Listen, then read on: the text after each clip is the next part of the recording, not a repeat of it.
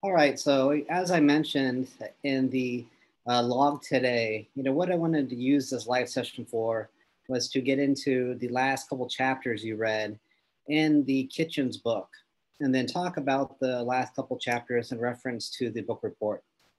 So, overall, like I've talked about, we're looking at a kind of a sociological perspective of social order. And specifically, he kind of gets into the social psychological nature of how order is established to begin with and how it's maintained. And so in the earlier parts of the book, we talked about, how you had to basically create these three different types of order, the physical, the symbolic, and the social. And when those three orders are created, you have an overall order kind of with that capital O. And those three orders are established through having a shared work culture, having a culture that kind of brings people together. You have each other's back, and it's less about kind of me as a worker, but it's more about we as a working environment, as a social organization. And so you get that work culture through kind of informal play. So, through the hanging out, the joking around, you start to create this culture that bring people together and they do their jobs. And so they'll create those physical, symbolic, and social worlds that creates the overall order within the social organization. And so then what Fine does with these next two chapters, 5 and 6, he kind of turns his focus on basically sustaining the organization as a whole. And he says, there's certain obstacles, there's certain limitations that you're going to encounter. And when you have these social organizations, and you can say that, one obstacle falls into the general category of the economic limitations. And the other obstacle, generally speaking, we could categorize as aesthetic limitations. And so, basically what I ask you to do in the paper is talk about both of these limitations, identify, what these are specifically, and then talk about how they get around the obstacle, how they navigate the limitation to sustain their business as a whole, to sustain the organization. So we'll get into today the last two parts of the paper in order. So I'll start with the economic limitations. And basically here, we're talking about financial issues such as debt, such as not having new money to grab new resources, and then also this kind of money issues in itself, being able to pay workers, being able to afford the food, the equipment. So anything that kind of connects directly, indirectly to financial or money issues, we can put into the category of the economic limitations.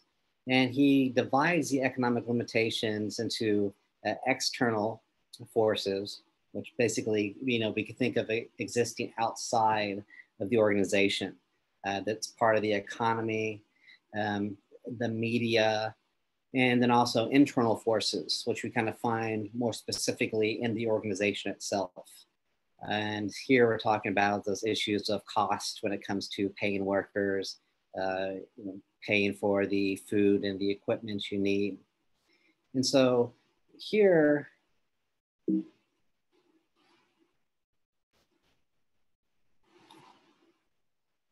we can look at the external of the markets in media, but also customers.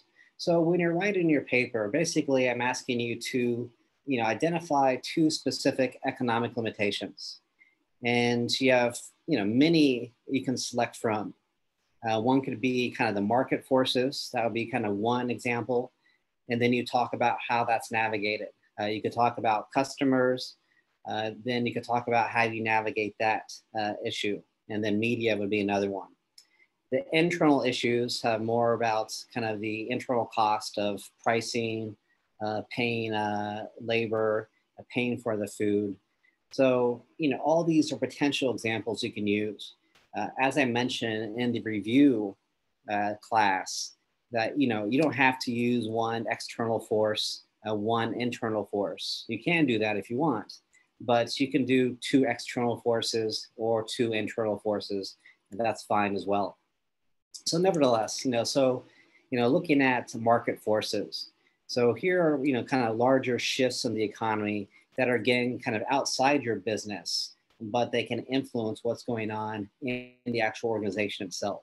So I think of, thinking about COVID-19 right now, you see a lot of different social organizations trying to kind of navigate these kind of market changes where the game kind of changed in terms of the producer consumer relationship, where the production side's still going on quite well, but the kind of consumption side has slowed down a little bit.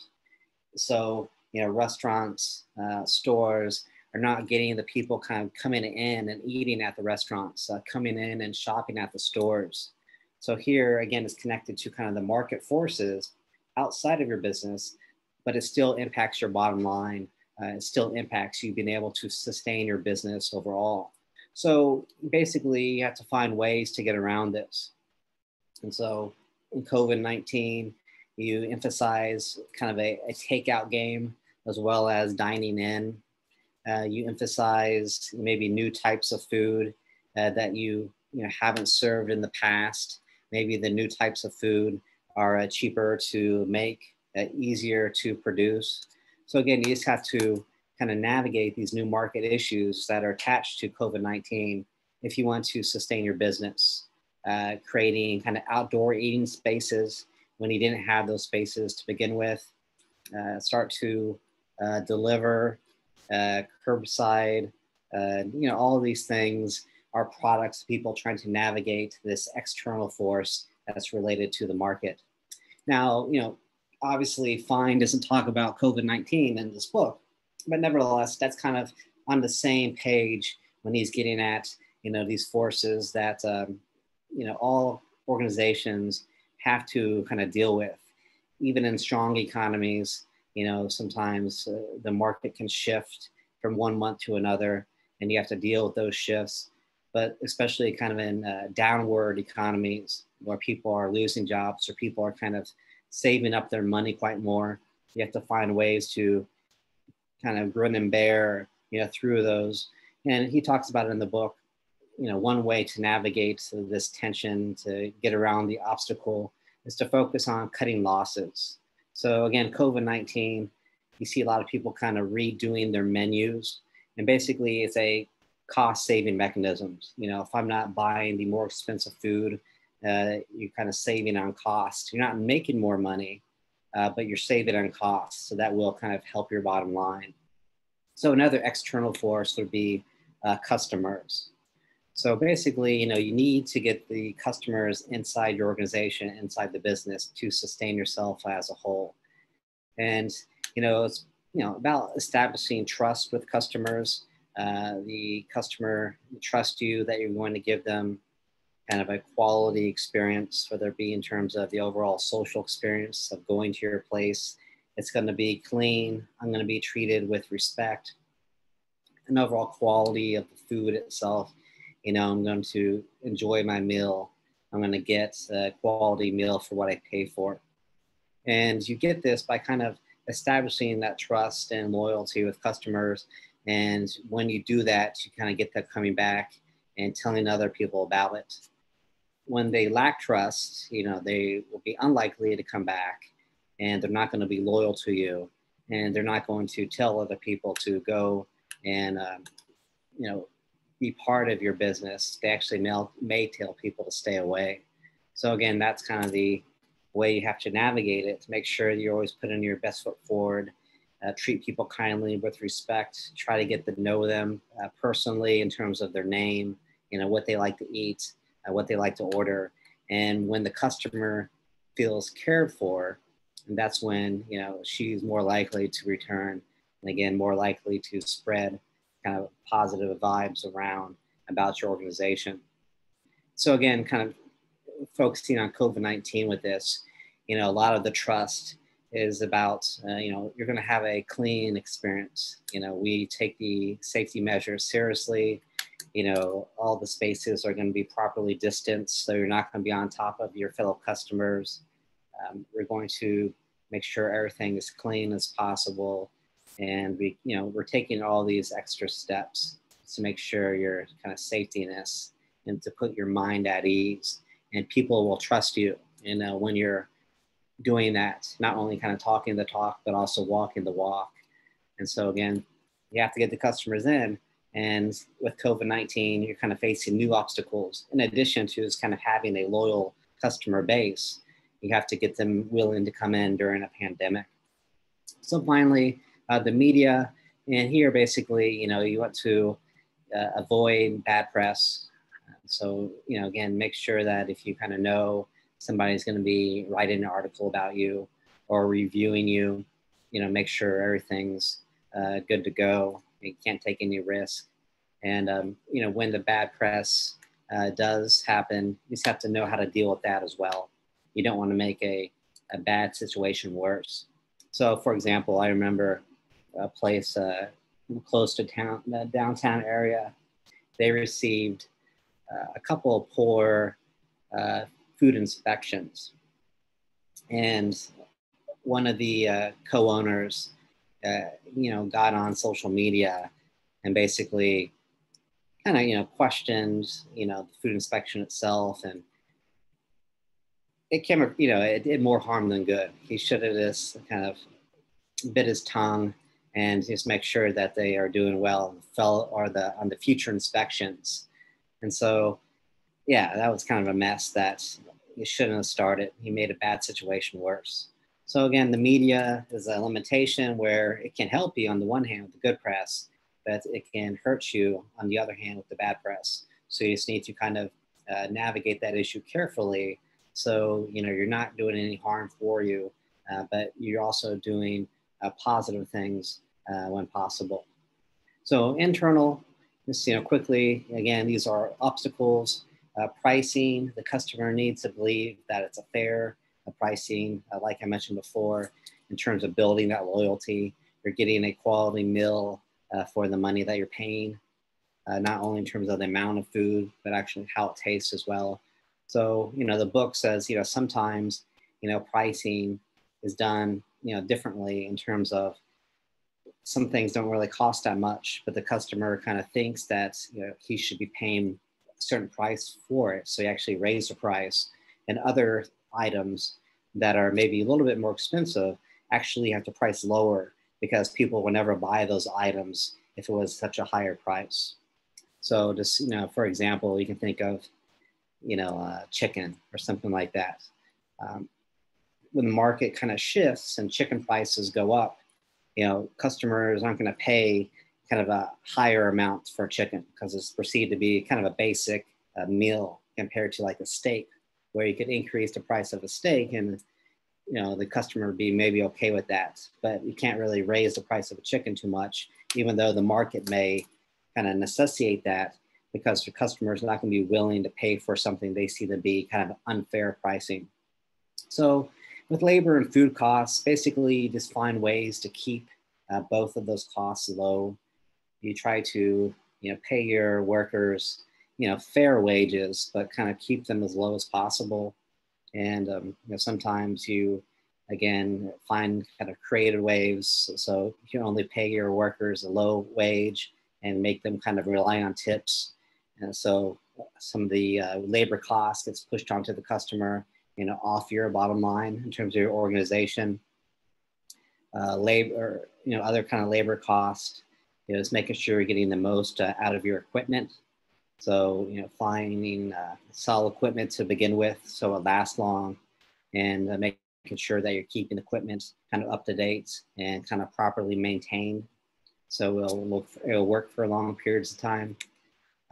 With food costs, kind of reducing when you need to reduce, reusing. So again, with COVID right now, a lot of restaurants have not only reduced kind of the menu size, but also the portion sizes as well. And often those type of reductions don't necessarily come with a price reduction, but sometimes it does. But nevertheless, the idea is, kind of the more that you're using, reusing in different ways. and the more you're reducing, the lower cost you can keep the food down. And so again, you kind of see this with specials. So Fine talks about in the book, you find ways to keep food costs lower by kind of seeing what kind of leftover food you have, at the end of a week. And then you try to make some type of special, with that food. So if you have a lot of, fish left over, you make sure to have some type of fish special. And that way, kind of not wasting that, but kind of reusing it differently as a different dish than you would find on the actual menu. So, I'll leave that there for now. Any questions or anything?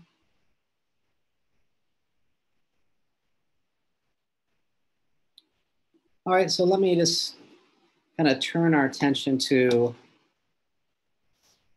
the aesthetic limitations. So here, again, it's kind of more about perceptions that people have about your restaurant.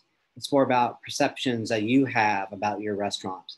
So we're not really talking about kind of money issues, but more about kind of different types of recognitions and perceptions that can be problematic when it comes to, again, sustaining your business.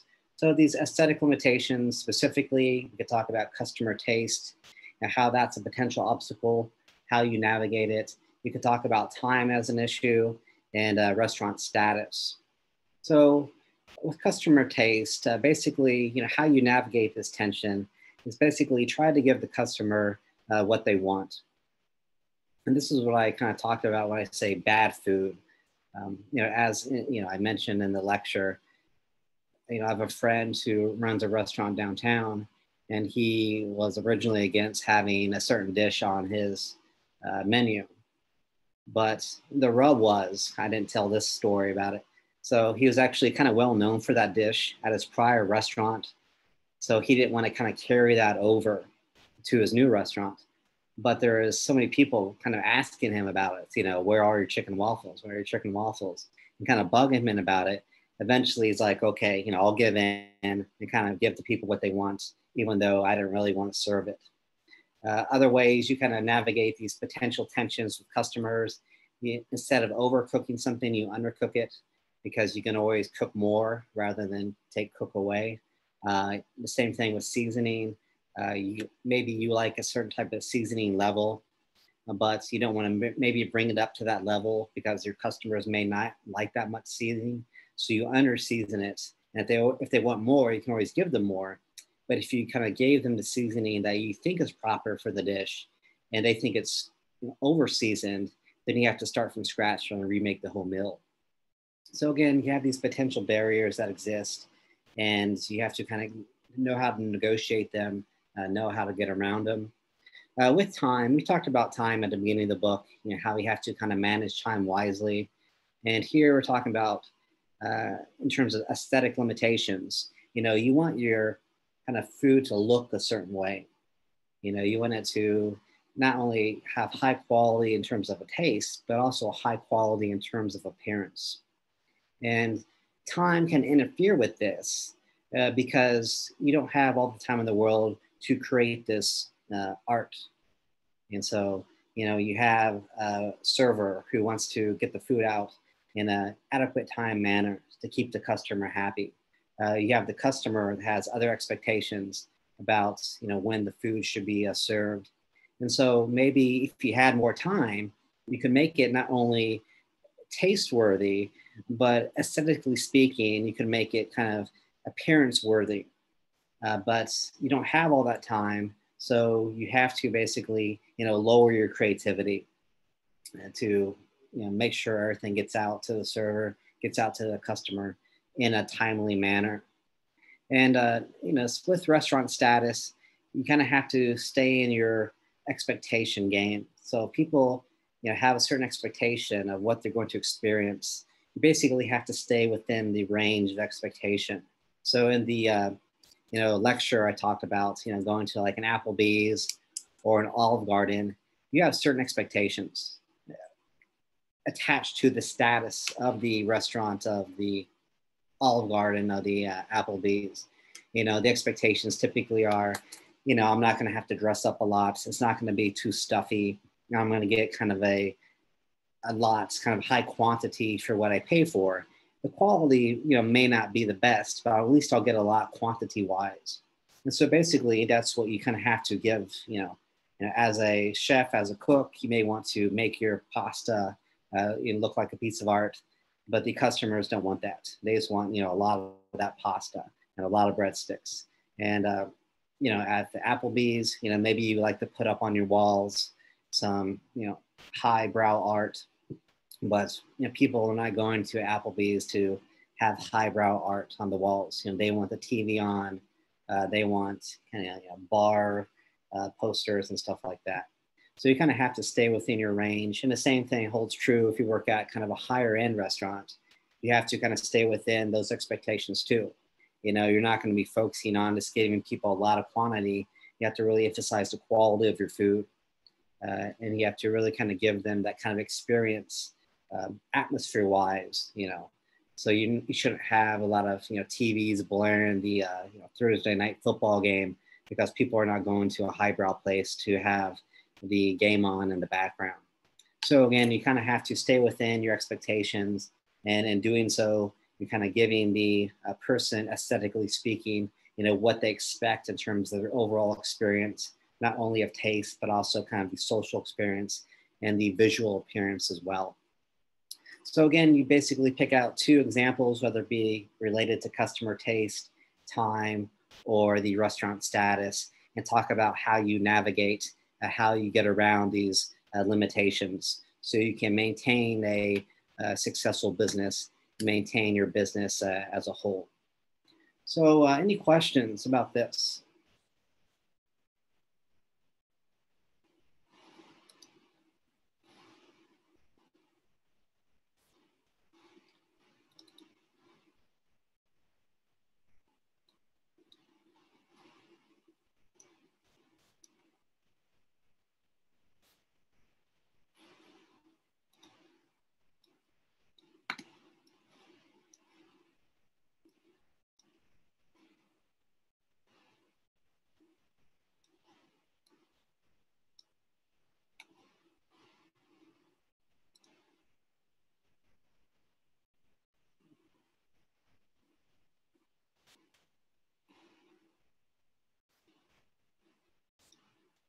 Yeah, so, basically what I just want to do real fast is, again, kind of show you what we just went over in reference to the report.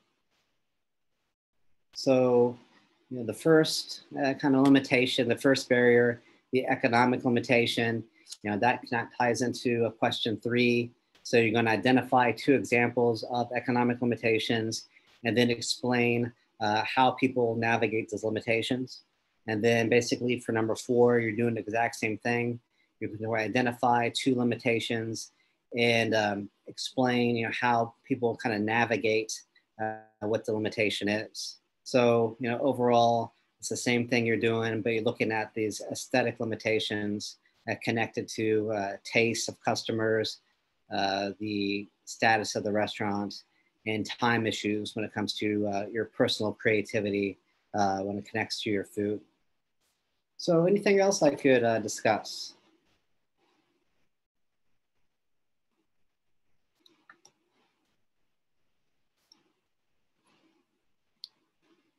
Well, that's what I wanted to kind of cover for today. So as always, what I'll do is stop the recording now. But if you have any questions, we can talk about those questions and hang out for a little bit longer.